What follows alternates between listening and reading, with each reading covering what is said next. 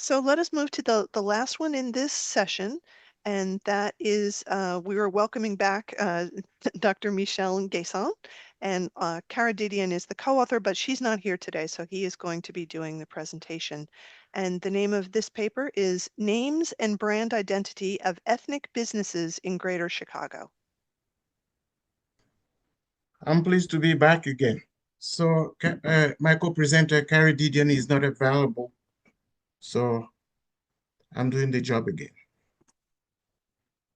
It's about names and brand identity of ethnic businesses in the Chicago area. So ethnic businesses play a vital role in cultural and economic landscapes, reflecting heritage and identity.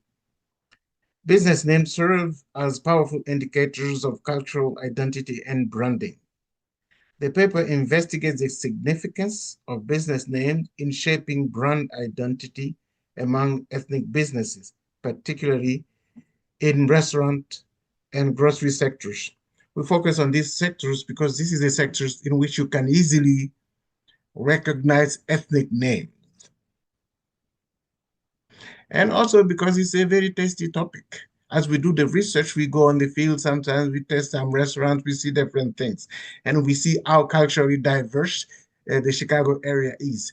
Actually, you have several neighborhoods, several Chinatowns, Greek towns, and things like that in the Chicago area.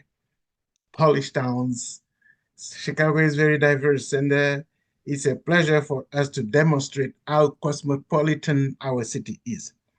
So the research focused on the analysis of ethnic names that are not from the dominant Anglo-American tradition. Typically, when you talk about ethnic names here, you are talking about everything not typically American from the Anglo-American tradition. We're talking about Eastern and Southern Europeans, Asians, Africans, Latin Americans, and other parts of the world. So the study examines naming conventions, branding strategies, and consumer perception of ethnic names in the greater Chicago area.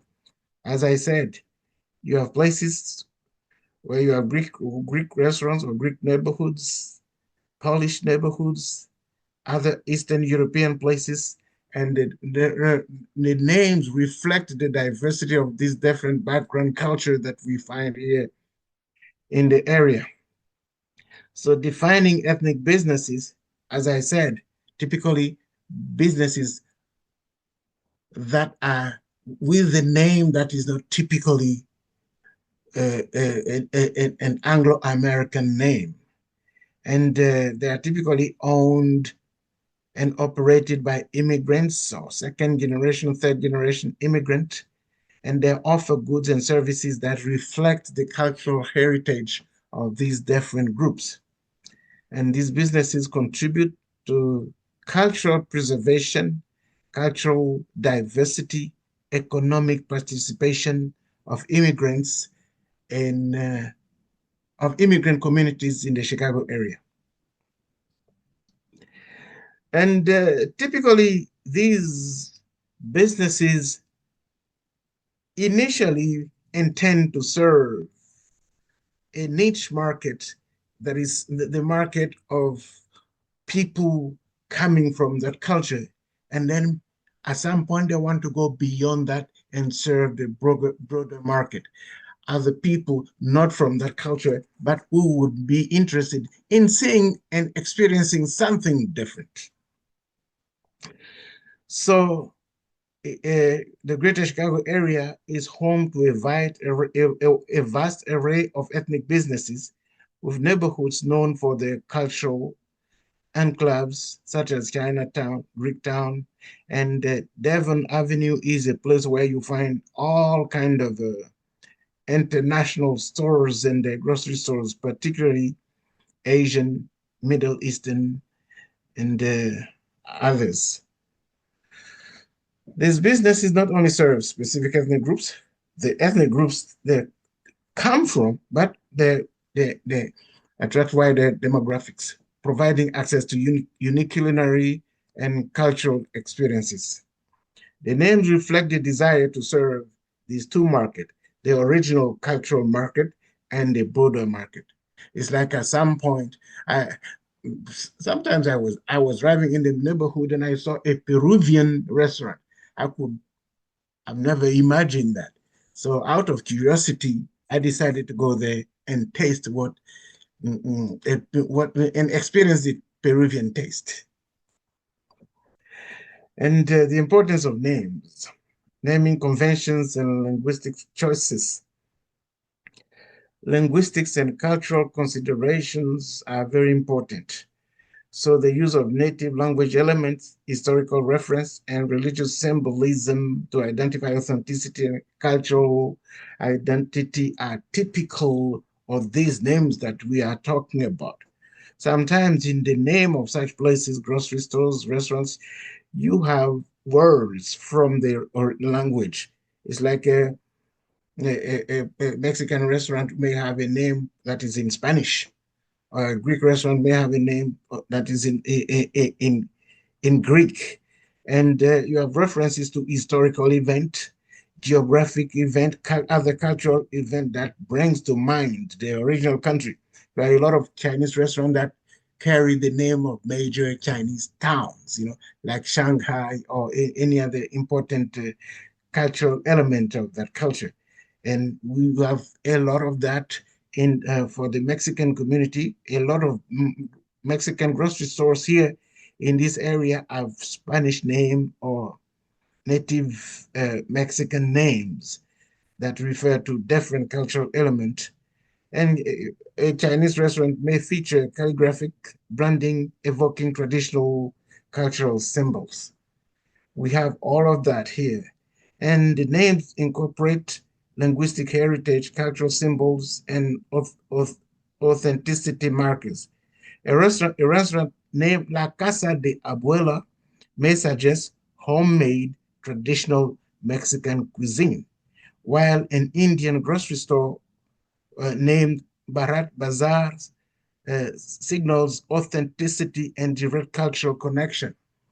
If somebody is looking for a Mexican restaurant and they see a name like La Casa de Abuela, as opposed to maybe another a standard name like, okay, Mexican restaurant, the perception is that La Casa de Abuela, even without going in the restaurant to taste, is more authentic. And you have the impression from outside that you will see something more authentic as opposed to a name that is a standard English name that refer to Mexico. So you want to articulate the name that in such a way that you get that perception, you send a message of authenticity to your audience. And the importance of name, as I said, it's consumer perception is very important. Ethnic businesses operate in a competitive environment, and names help them stand out in the market. A well chosen name can highlight unique offerings, reinforce cultural identity, and foster consumer loyalty. As I said, and it's a Mexican name that is authentically in Spanish will look more authentic, uh, will be perceived as being more authentic as opposed to a Mexican restaurant with a typical American name. Names influence trust, authenticity, and differentiation in a competitive market. You want a name that will differentiate your service, your offerings, as opposed to other restaurants of the same ethnic background. And you also want to tell the larger audience that do not belong to that culture that there is something different, something authentic in town. So you have a name like Mitokaya ante Antorrejia is a Mexican restaurant around here. So when you read that, for a Mexican, yeah, they will recognize what it means. But for non-Mexicans, we have the impression that we are actually going to Mexico to really taste Mexico. Then you have that name, Recanto Brazilian Grill. So Recanto is a Brazilian word. Probably Brazilians will recognize that. But adding the name Brazilian is very important for those of us who are not Brazilian. And something that you see a lot is that even when the name is in the native culture, typically they will add a subtitle that will tell the wider audience what that is. Differentiation and market impact. You have a name like Taste of Peru. Well, when you call something this way, you are telling the people from Peru that their food is around. At the same time, you are telling the wider audience that for those of them who want to taste something different, yes, they have it around. And then you have the name that Makola, African food stores. It's a food store. The name Makola is the name of the largest open market in Ghana, in the capital city of Accra. So anybody coming from Ghana, when they see Makola, they recognize that element from home. And not only people from Ghana, other West African around Ghana know about that market. And adding African food stores tell everybody that, particularly for those who do not recognize the word Makola, it tells them that it's about African food. And effective naming can attract diverse customers while preserving cultural identity. So that's the two things that you are trying to do. Attract those who belong to that culture, but also attract those who do not belong to that culture, but who might be interested in trying something different. I think businesses often cater to specific cultural groups and beyond. They also need to attract a broader customer base to remain sustainable using strategies such as bilingual naming. As I said before, the name may be in the original language, but they have a subtitle in English, incorporating English descriptors alongside ethnic names and using universal symbols that resonate across cultural boundaries. Symbols for food are universal. So there is a need to balance identity, cultural identity, and appeal to a wider audience. Community engagement, names not only shape branding, but also contribute to community identity. Businesses that integrate cultural representation into their branding identity build strong community connection and customer loyalty. We want a diverse society like the Chicago society to show how diverse it is. And branding of ethnic businesses help do that. And the names relate to events, storytelling, and branding reinforce cultural heritage and connection. Like I saw a restaurant here called Gore. Gore Island is a historical island in Senegal. It's a great historical symbol. They use that here. For those of us who are West African, when they see that, they recognize that. And it's a desire by the owner of that restaurant to emphasize something. Historically, Gore Island was the place where the African slaves were stationed before they got on board the vessels to come to America. So it's like trying to commemorate that historical event. So there are many successful business names reflecting very good branding strategy. You have Soleil Chicago, founded by Bridget Flagg. Soleil is a boutique restaurant offering modern Southern cuisine with French twist, probably from the Louisiana area. Then you have Morena Kitchen, owned by Miriam Montes de Oca, a Dominican restaurant renowned for its authentic dishes, including its famous fried chicken. These examples from greater Chicago area illustrate effective branding strategies. The point is to express authenticity so that you can reach out to the people who recognize themselves through that culture, but at the same time, communicate strategically to people who do not belong to that culture, but who would be interested in experiencing something different. So these names reflect a desire to contribute to the civilization of the Chicago area through something from home. You have other names, very popular names in the Chicago area. Fogo de Chao is a Brazilian restaurant. Portillo's is, I think, everywhere, but you have a lot of that in the Chicago area. And Ibashi is more about Japanese food, is very popular in the Chicago. You have Pho Viet, Vietnamese and Cambodian. Cafe Istanbul, using Istanbul is a clear reference to Turkey. And you have Gundis, Kurdish. So they put the Gundis is a word that most of us would not recognize, but putting Kurdish, let us know where that is from, and then adding kitchen make us understand that it is about food. You have many other examples, and these different examples from the Chicago area illustrate effective branding strategies. So, in conclusion, what we can say is that names shape identity, authenticity, and business success while balancing cultural and market demand. Desire to maintain elements of the original culture, but desire to reach the market, the target market that goes beyond the cultural space.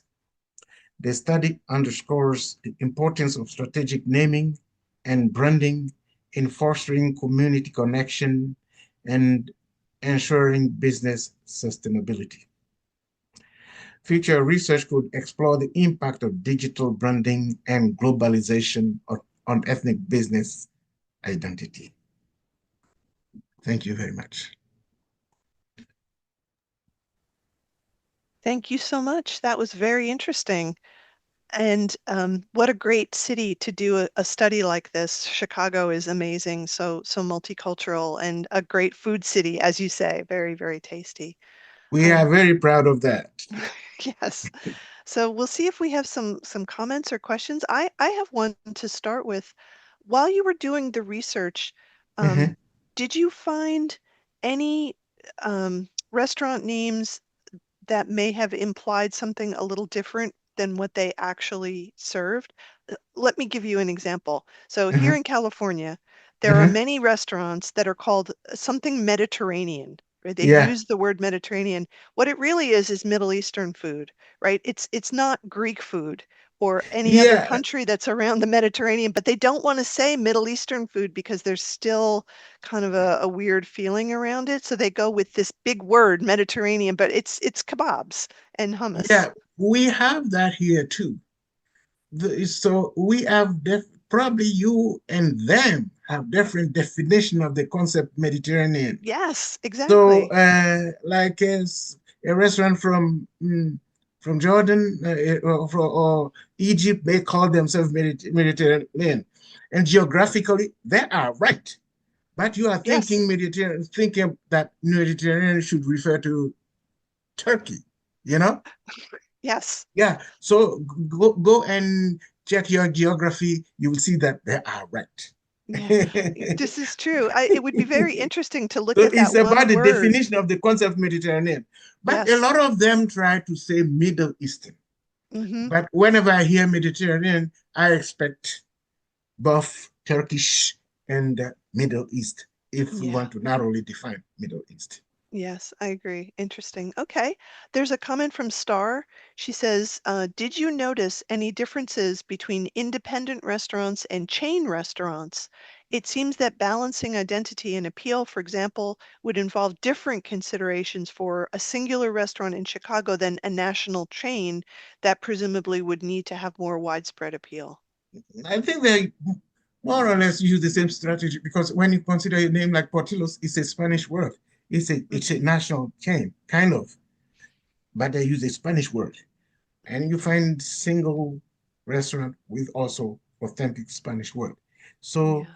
I think all of them understand the need to use a strategy that appeals to the ethnic group, but beyond that also goes beyond the ethnic group. Yeah. That's great. More questions or comments for Michelle? I feel very hungry now. Come to Chicago. Let's see. Okay, just looking.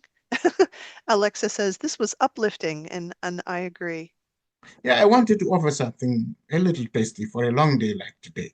Yes, and in perfect timing. I think coming at the end of the day, it's a little bit lighter than some of the things. Will uh, Carrie and you continue this work on restaurant names? There seems like there must be a lot more to explore. There is a lot, there are so many aspects because last year we presented something that related to that, but we focus more on how it relates to different immigration trends. Mm-hmm.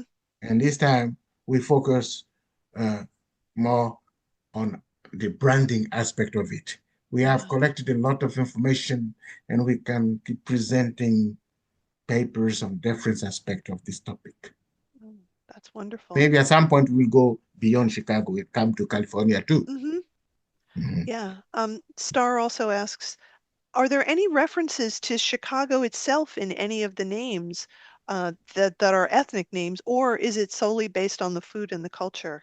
Yeah, I saw a name that says something like a Turkish Chicago restaurant. They use the name Chicago in it. Mm-hmm. So they want to point to the ethnic origin, but also mention the fact that we are in Chicago. Yeah. It, um, in most parts of the US, if you say deep dish pizza, it's usually called Chicago deep dish pizza. So the name of the city is prefixed to that. It Yeah, is here in California anyway. yeah. So you see, Chicago is very famous. Hmm. And also the kind of hot dogs, the Chicago dogs with the relish and everything on it. Yeah, Yeah.